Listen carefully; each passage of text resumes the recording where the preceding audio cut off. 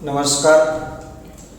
આગળ આપણે નૈતિક પ્રશ્નોની અંદર થોડીક ચર્ચા કરેલી હતી, જેમાં આપણે ટૂંકમાં એવું સમજેલા હતા કે મનુષ્ય છે એ પોતાના ફાયદા માટે બાયોટેકનોલોજીની મદદથી સજીવો ઉપર જે પ્રયોગો કરે છે તો એના માટેના ચોક્કસ છે એ માપદંડો હોવા જોઈએ. મજા આવે એમ આડેધડ કોઈ પણ મનુષ્ય છે કોઈ પણ સજીવોનો ઉપયોગ કરી શકતો નથી.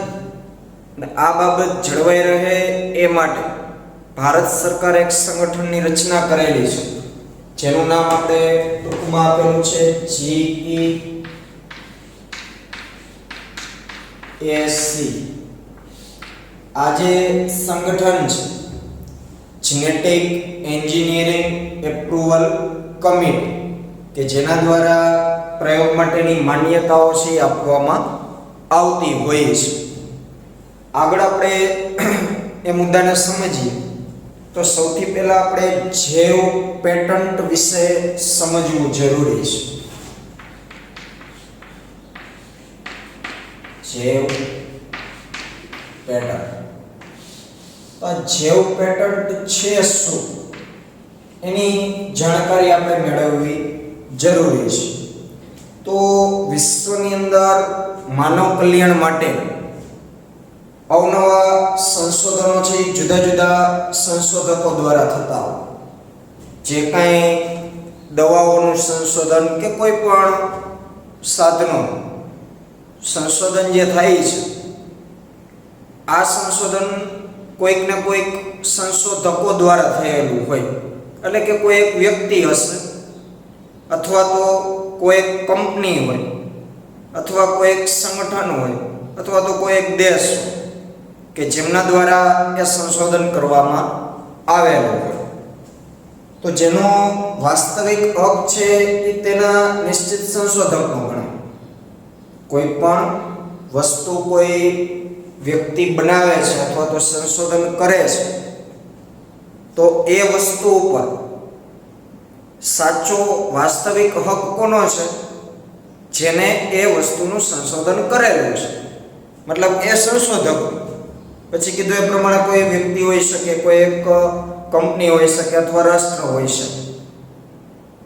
પણ જે વસ્તુ જે વ્યક્તિ બનાવે છે, જે સંશોધન કરે છે, એના ઉપર એ વ્યક્તિનો સંપૂર્ણ હક હોય છે. તો અને બીજું કે આવા સંશોધનો દ્વારા જે કંઈ આર્થિક લાભ થાય, આ આર્થિક લાભ પણ તે સંશોધકને મળી રહે તે માટે સરકાર તેમને છે ઇજાબ પેટન્ટ આપતી હોય છે. એટલે આ બલ્બની આપણે વાત કરીએ તો બલ્બની શોધ થોમસ આલ્વા એડિસને કરેલી છે. તો બલ્બ ઉપર સંપૂર્ણ હક છે થોમસ આલ્વા એડિસનનો હોય છે. અને હવે એ બલ્બ બનાવવાનો આઈડિયા થોમસ આલ્વા એડિસન કોઈ કંપનીને આપે છે, તો એ કંપનીએ થોમસ આલ્વા એડિસનને યોગ્ય વળતર આપવું પડે છે. તો આ રીતની સિસ્ટમ જળવાઈ રહે, એટલે કે જે કંઈ સંશોધક જે તે વસ્તુનું સંશોધન કરે છે, એ સંશોધનનો આર્થિક લાભ એને મળે એ માટે સરકાર એમને પેટન્ટ જાહેર કરતી હોય છે. એટલે કે બલ્બની જે કંઈ પેટન્ટ, જે ઇજારો છે, એના ઉપર એના સંશોધકનો હક છે. જો પેટન્ટ જાહેર કરવામાં ન આવે તો એ આઈડિયાનો ઉપયોગ કોઈ પણ વ્યક્તિ કરી શકે અને એનું વળતર એના સંશોધકને મળે નહીં. એટલે દરેક વસ્તુની પેટન્ટ હોય. નાના મોટા ગૃહ ઉદ્યોગો ચાલતા હોય તો એની આપણે પેટન્ટ ન લેતા હોય, પણ મોટી મોટી કંપનીઓમાં જે કંઈ વસ્તુઓ બનતી હોય તો એ દરેક વસ્તુની છે એ પેટન્ટ સરકાર આપતી હોય છે. પેટન્ટ આપવાથી થાય શું? એનો મતલબ કે એ વસ્તુ પર આ કંપની કે આ વ્યક્તિનો અધિકાર છે, એમને એ બનાવેલી છે, સંશોધન કરેલું છે, તો આ બાબતને પેટન્ટ કહેવાય. પણ જ્યારે આવી કોઈ જૈવિક વસ્તુની પેટન્ટ આપવામાં આવે તો એને આપણે જૈવ પેટન્ટ તરીકે ઓળખતા હોઈએ છીએ. આથી પેટન્ટને સરકાર દ્વારા જે માન્ય કરવામાં આવે છે, જેમાં સંશોધકની આ શોધનો બીજા લોકોને આર્થિક ફાયદા માટે ઉપયોગ કરવા ઉપર પ્રતિબંધ હોય છે. આજે હું બોલું છું એ બધું ટેક્સ્ટ બુકની અંદર નહીં હોય, બરોબર. આપણે થોડુંક એક વધારાની માહિતી લઈએ છીએ, ટેક્સ્ટ બુકમાં બહુ ટૂંકમાં છે. તો જ્યારે કોઈ સરકાર જે તે પેટન્ટ જાહેર કરે છે, તો હવે એ પેટન્ટ ઉપર માત્ર ને માત્ર સંશોધકનો જ હક હશે. બીજા કોઈ વ્યક્તિઓ કે બીજી કોઈ સંસ્થા કે કંપનીઓ એ વસ્તુ છે એ બનાવી શકતી નથી મંજૂરી વગર. સંશોધકની મંજૂરી લઈને કરી શકે છે, પણ મંજૂરી વગર એ વસ્તુ બનાવવા ઉપર સંપૂર્ણ પ્રતિબંધ હોય છે. તો જૈવ વૈજ્ઞાનિક સંશોધનો માટે આપવામાં આવતા ઇજારાને આપણે જૈવ પેટન્ટ કહીએ છીએ. શું કીધું? જૈવ વિજ્ઞાન સંશોધન.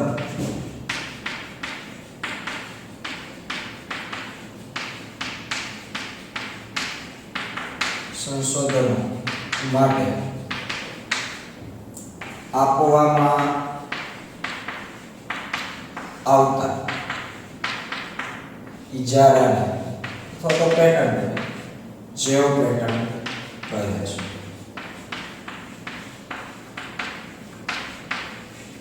કોઈ પણ એવી જૈવિક વસ્તુની જ્યારે સરકાર છે એ સંશોધન ઉપર ઇજારો આપે, પેટન્ટ આપે, તો એને કહેવાય જૈવ પેટન્ટ. તો હવે જૈવ પેટન્ટ કઈ રીતે આપી શકાય? તો કોઈ પણ નવી શોધ કરેલી હોય કોઈ વસ્તુ, અથવા તો તેમાં કોઈ પેદાશનો પણ સમાવેશ થતો હોય, એટલે કે માની લે કોઈ વનસ્પતિમાંથી કંઈક ઔષધ મેળવાતું હોય, પણ એ કોઈ વૈજ્ઞાનિક ઢબે પ્રયોગો આધારિત જો કોઈ વનસ્પતિમાંથી ઔષધકીય પદાર્થ છે એ પ્રાપ્ત કરવામાં આવે, તો એક સજીવની નિપજ થઈ અથવા કોઈ બેક્ટેરિયલ નિપજ હોઈ શકે. બેક્ટેરિયાઓનું સંવર્ધન કરાવી અને એમાંથી કોઈ ઔષધો મેળવવામાં આવે જનીન પરિવર્તન કરાવીને, તો આવી બધી બાબતોમાં પેટન્ટ આપવામાં આવતી હોય. એ સિવાય અગાઉ ભૂતકાળમાં કોઈ શોધ થઈ ગઈ છે, પરંતુ એ શોધની અંદર કોઈ સુધારા વધારા કરી અને એનાથી ફાયદાકારક એ વસ્તુને બનાવવામાં આવે, તો પણ એને પેટન્ટ આપવામાં આવે. અથવા પેદાશને ઉત્પાદનની પ્રક્રિયા, હાલમાં કોઈ માની લો કે કંપની છે જેમ કે પતંજલિ, તો પતંજલિ કંપની જે રીતે કોઈ આયુર્વેદિક દવા બનાવતી હોય અને હવે કોઈ બીજી કંપની એ જ આયુર્વેદિક દવા પણ બનાવવાની પદ્ધતિ જુદી બનાવે અને બનાવવાની પદ્ધતિ કોના કરતાં સરળ અને સારી હોય, તો પણ એમને પેટન્ટ આપવામાં આવતી હોય છે. એટલે ટૂંકમાં પેદાશના ઉત્પાદનની પ્રક્રિયામાં કંઈ બદલાવ કરવામાં આવ્યો. અગાઉ એ વસ્તુ મેળવાય જ છે, પણ હવે કોઈ બીજા સંશોધકો એ જ વસ્તુ કોઈ જુદી રીતથી મેળવે છે, તો પણ એને પેટન્ટ જાહેર કરી શકાય. તો અથવા તો નવી કોઈ સંકલ્પના, નવા વિચારોથી એ વસ્તુને પ્રગટ કરવામાં આવતી હોય, તો પણ એને પેટન્ટ મળતી હોય છે. તો આ બધી બાબતોને ધ્યાનમાં રાખી અને જૈવ પેટન્ટ છે આપવામાં આવતી હોય છે. ભારતમાં ઇન્ડિયન પેટન્ટ એક્ટ, ભારતમાં ઇન્ડિયન પેટન્ટ એક્ટ 1970 આ એક્ટ બનાવવામાં આવ્યો, નિયમ બનાવવામાં આવ્યો. તો એ ઇન્ડિયન પેટન્ટ એક્ટ મુજબ સંશોધિત વસ્તુ કે પદાર્થ કરતા તેને મેળવવા માટેની પદ્ધતિને વધુ મહત્વ આપવામાં આવતું હોય છે.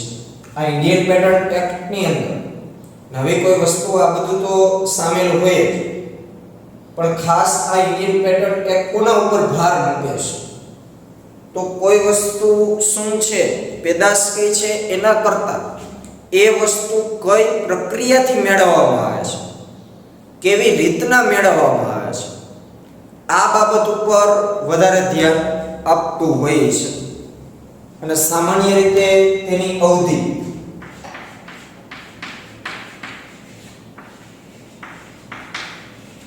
5 વર્ષની હોય છે।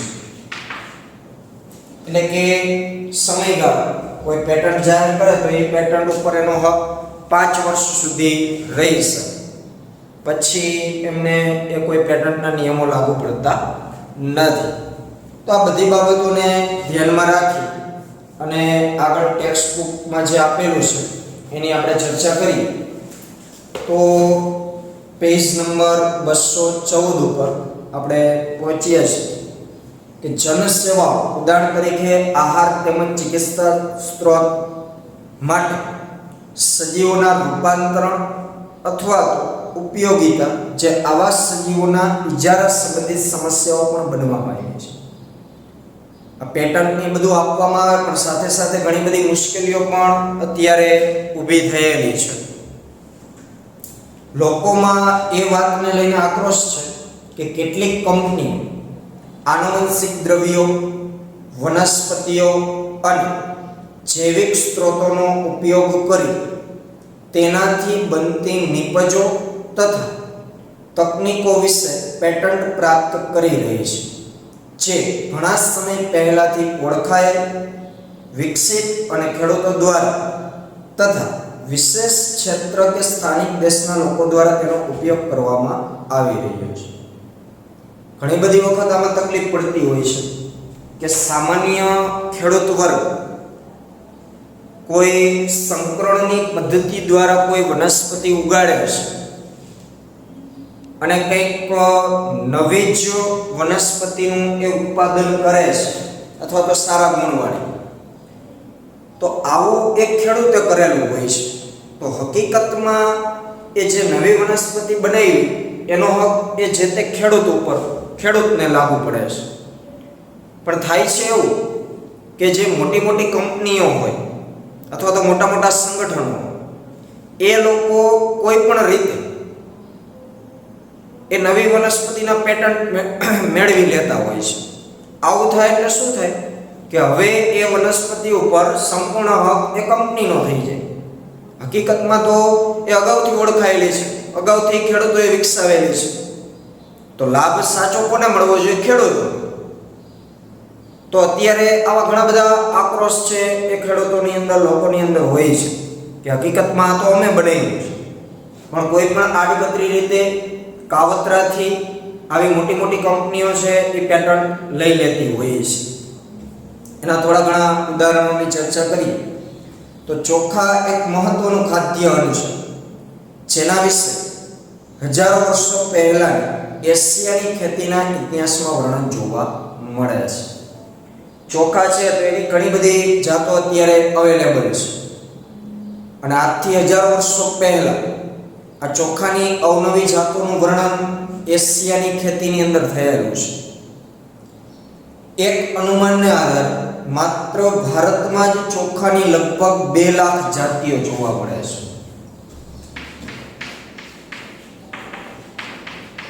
ભારતમાં જ લગભગ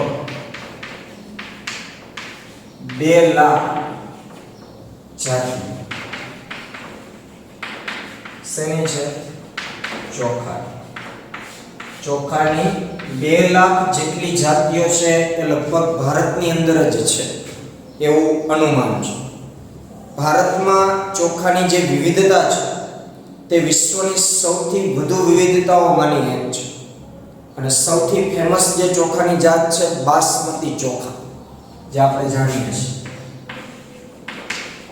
તમે અને હું આપણે બધા ખાતા હશું। આ જે બાસમતી ચોખા છે તેની અનોખી સુગંધ તથા સ્વાદ માટે એ પ્રચલિત છે અને તેની 27 ઓળખાયેલ જાતો ભારતમાં ઉગાડવામાં આવે છે। બાસમતી ચોખા એ આખું ગ્રુપ છે, એની પાછી 27 જાતો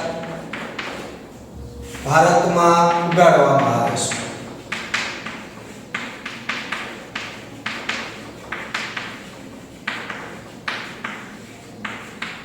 એટલે ચોખાની બાબતમાં ભારત ઘણું બધું આગળ છે. પ્રાચીન પુસ્તકો, લોક સાહિત્ય તથા કવિતાઓમાં પણ બાસમતીનું વર્ણન જોવા મળેલ છે, જેનાથી એક ખ્યાલ આવે છે કે તેનું સૈકાઓ પહેલાથી વાવેતર કરવામાં આવે છે. બરાબર, આવા જૂના જૂના ગ્રંથો, ઇતિહાસોની અંદર, કવિતાઓની અંદર પણ ચોખાનું ઘણું બધું વર્ણન છે. તો એનો મતલબ એવો થયો ને કે હજારો વર્ષો પહેલાથી આવી અલગ અલગ જાતો છે એ ભારતની અંદર અથવા તો એશિયાઈ ખેતીની અંદર ઉગાડવામાં આવતી હશે. વર્ષ 1977માં અમેરિકાની એક કંપનીએ બાસમતી ચોખા પર યુએસ પેટન્ટ અને ટ્રેડમાર્ક કાર્યાલય દ્વારા પેટન્ટ પ્રાપ્ત કરી લીધો. 1977 વર્ષ 1977માં અમેરિકાની એક કંપનીએ બાસમતી ચોખા પર યુએસ પેટન્ટ મેળવ્યું. હકીકતમાં આ બાસમતી ચોખા છે એ એશિયાઈ ખેતી હતી, જે આપણા ખેડૂતો વર્ષો પહેલાથી કરે છે, પરંતુ કાવતરાથી આ અમેરિકાની કંપનીએ છે એ બાસમતી ચોખા ઉપર પોતાનો પેટન્ટ મેળવી લીધો, જેનાથી તે કંપની બાસમતી ચોખાની નવી જાત અમેરિકા તથા વિદેશોમાં વેચી શકે છે. કારણ કે હવે પેટન્ટ એના નામની થઈ ગઈ છે, તો આપણે સાચું જાણતા હોવા છતાં પણ હવે એ બાસમતી જાત છે એ અમેરિકાની કંપનીની ગણાશે અને પોતે જ્યાં ધારે ત્યાં વેચી શકશે. બાસમતીની આ નવી જાત વાસ્તવમાં ભારતીય ખેડૂતોની પરંપરાગત જાતોમાંથી વિકસિત કરવામાં આવી હતી. ભારતીય બાસમતીને અર્ધવામન જાત સાથે સંકરણ કરાવી નવી શોધ અથવા એક નવી ઉપલબ્ધિનો એ લોકોએ દાવો કર્યો કે આ અમે બનાવી. હકીકતમાં એ ભારતની જે ચોખાની જાતો છે એમાંથી જેને વિકસાઈ ગઈ અને આપણા ખેડૂતો તો એ વર્ષોથી વિકસાવે છે, પણ આ લોકોએ એવો દાવો કર્યો કે અમે બનાવી. પેટન્ટ લાગુ પડવાથી એક આધિપત્ય દ્વારા અન્ય લોકો દ્વારા બાસમતીનું વેચાણ પ્રતિબંધિત થઈ શકતું, કારણ કે હવે પેટન્ટ આપી દેશે એટલે હવે સંપૂર્ણ આધિપત્ય જે તે કંપનીનું થઈ જશે અને પછી હવે એ કંપનીની મંજૂરી વગર અન્ય કોઈ વ્યક્તિઓ છે એનું વેચાણ કરી શકે નહીં. નિપજો અને પ્રક્રિયાઓ આધારિત ભારતીય પરંપરાગત ઔષધો, ઉદાહરણ તરીકે હળદર અને લીમડાના પેટન્ટ મેળવવાના પણ ઘણા બધા પ્રયત્નો એમને કરેલા હતા, પણ પછી આપણા ખેડૂતો બધા સજાગ થઈ ગયા, જાગૃત થઈ ગયા. જો આપણે આના વિશે જાગૃત થઈશું નહીં અને આવી પેટન્ટના પ્રયોજનને તરત જ અટકાવીશું નહીં, તો અન્ય દેશો અને વ્યક્તિઓ આપણો સમૃદ્ધ વારસો છીનવી લેશે અને આપણે તે માટે કશું જ નહીં કરી શકીએ. એટલે આવા જે કંઈ કિસ્સાઓ બને છે તો આપણે જાગૃત થઈ અને આ બધી બાબતોને અટકાવી. જો આપણે અટકાવશું નહીં તો ઘણી બધી સમસ્યાઓનો છે એ સામનો કરવો પડતો હોય છે. એક બીજું ઉદાહરણ લઈએ તો દાખલા તરીકે જે બ્રાસિકા પ્રજાતિ છે, તે બ્રાસિકા જે પ્રજાતિ છે વનસ્પતિની,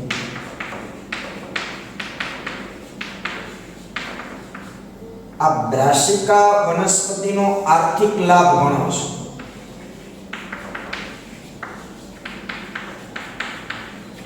પરંતુ આ બ્રાસિકા કોઈ એક વનસ્પતિ નથી, પ્રજાતિ છે. એની અંદર ઘણી બધી જાતિઓનો સમાવેશ થઈ જાય છે.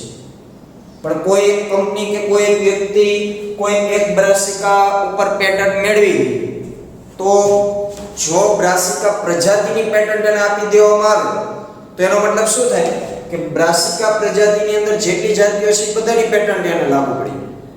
તો આ તો એક અન્યાય. હકીકતમાં તો જે એક વનસ્પતિ ઉપર એના સંશોધન કર્યા હોય એ જ વનસ્પતિને એને પેટન્ટ આપવાની. આખી બ્રાસિકા પ્રજાતિની પેટન્ટ એને આપવામાં આવે નહીં. પણ જો આપવામાં આવે તો પછી તમામ બ્રાસિકા પ્રજાતિની વનસ્પતિની પેટન્ટ એને મળી જતી હોય. આ એક જ પેટન્ટમાં જો આવી જનીન પરિવર્તિત બધી વનસ્પતિનો સમાવેશ કરવામાં આવે તો કોઈ એક વ્યક્તિ, સંસ્થા કે દેશનું તેના પર સંપૂર્ણ આધિપત્ય સ્થપાઈ જાય છે. એટલે કે આ એક્ઝામ્પલ માટે આપણે યાદ રાખશું MCQ માટે. તો આ ટૂંકમાં વાત કરી આપણે જૈવ પેટન્ટ વિશે. ત્યાર પછી આગળ આપણે જૈવ તસ્કરી વિશે સમજીશું.